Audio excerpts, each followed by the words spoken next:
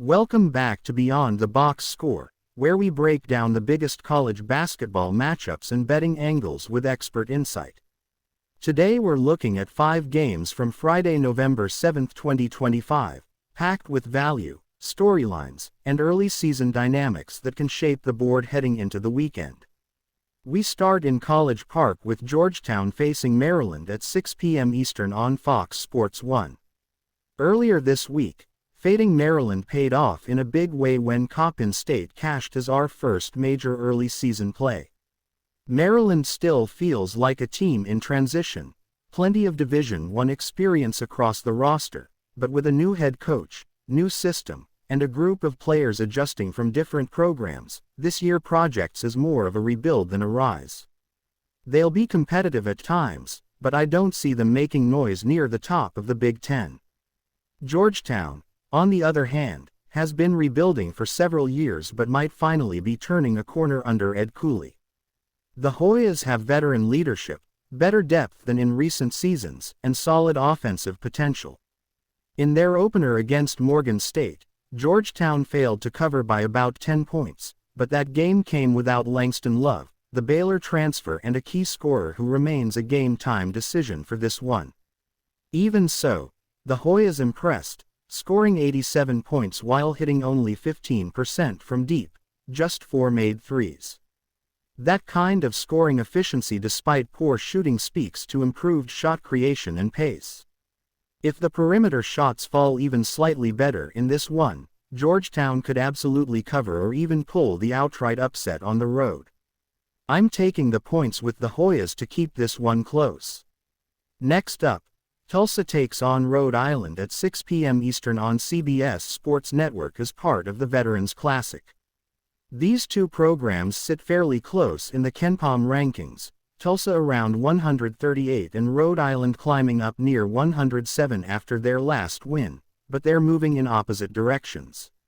Rhode Island feels like the surer, more stable program right now under Archie Miller. They're one of the more experienced teams in all of Division I, ranked 12th in experience nationally. Even though they don't return a ton of production, their chemistry already looked sharp in the season opener, a dominant 93-62 win over Stetson.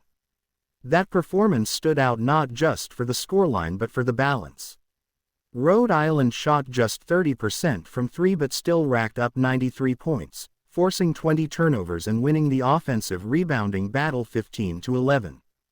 That's a sign of a team that can create second chances and control tempo even when the outside shots aren't falling.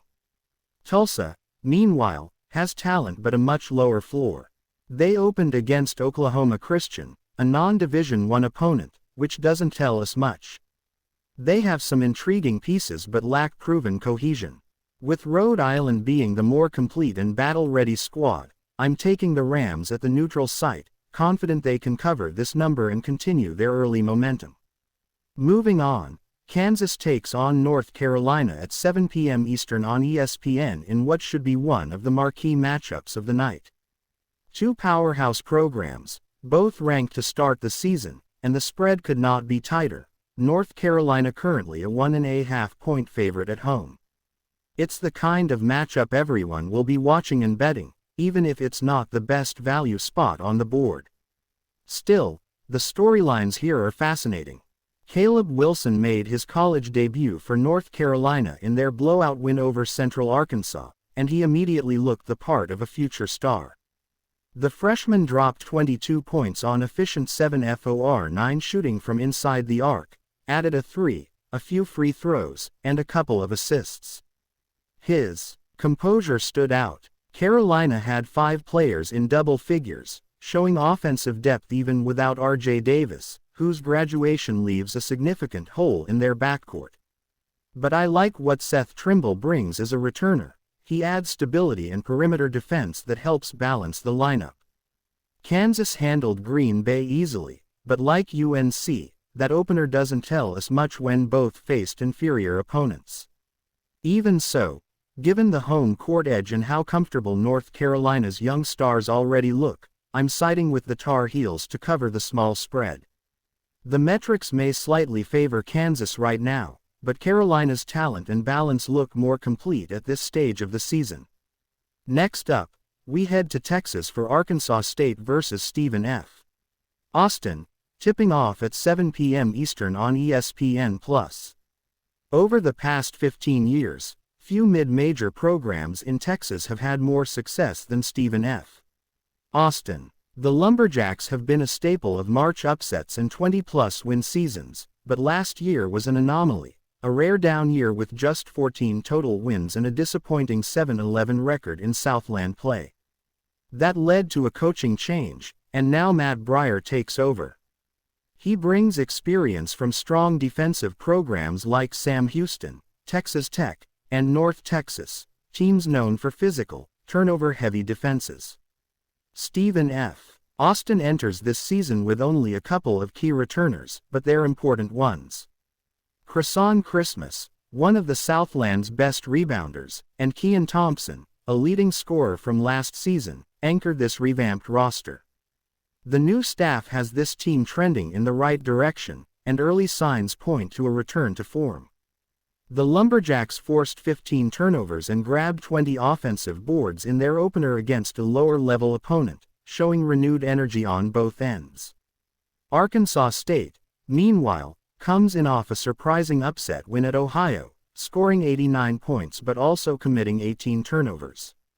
This is a classic letdown spot, second straight true road game to start the season, and now against an aggressive, physical SFA defense.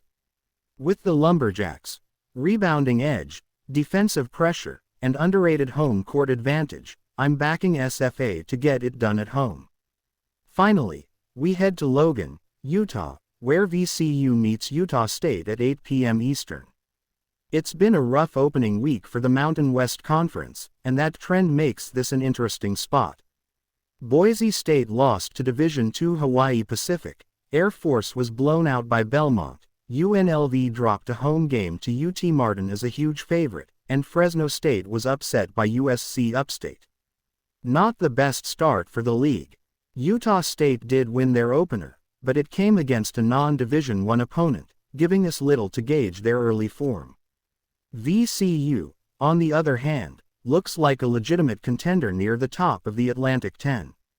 They have Division I experience, balanced scoring, and some key transfer additions. One of those newcomers, Tyrell Ward, didn't suit up for the first game but is expected to make his debut here. He averaged 9 points per game at LSU last season and will add a strong scoring option on the wing. The Rams already beat Wagner in their opener, and while that wasn't a statement win, it showed this group's cohesion under a new rotation. Given how shaky the Mountain West has looked and how stable VCU appears early, I think this is a great chance to fade the conference and back the more complete A10 squad. VCU feels like a live underdog here, even on the road, with Ward's debut adding extra upside.